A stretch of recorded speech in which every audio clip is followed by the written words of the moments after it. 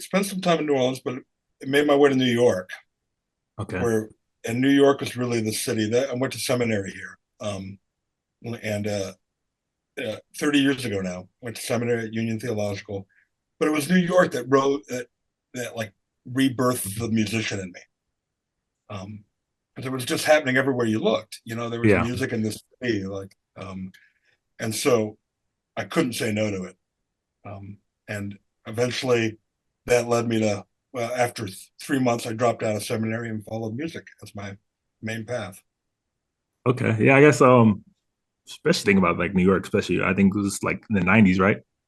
Yeah, it was 92.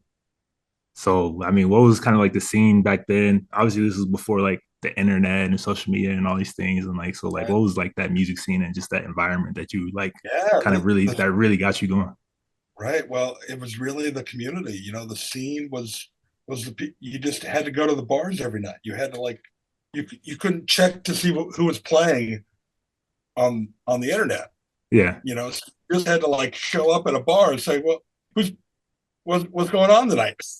You know, and people were like, "Oh, I got this show. You got this show," or and it really created a different thing because people were, um, we were supporting each other and we were living, we were in community, and so it's a really different, So the '90s were great because everyone was going to everybody's show, and you would see music anywhere from free jazz to like real punk stuff to roots rock to blues to country to like it was all happening. Um, and everybody was going to all the shows. It was great. Yeah, I got And the remnant also, we felt like we were in a direct line from the '80s. That like there was still a little bit of that going on, and we were just yeah. touching it. So it was a heady time to be in New York and making music for sure. Yeah, I can only imagine, especially, during that time period, like you said before, the internet and everything like that. I guess, do you think it would have ever been possible for you, like, to be on this path if you found yourself maybe in like in a different city or a different location? That's a good question. I mean, um, as in the movie, New York City is a character in the movie and a character in my life. And I can't imagine that what I would be doing could happen in any other city.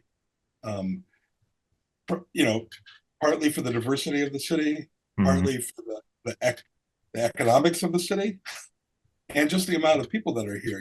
Like um, everybody's got a story, and I got one too. So, um, so I'll tell my story, you tell your stories, and I think New York is a storytelling city, and we couldn't have that in a lot of other places. The use of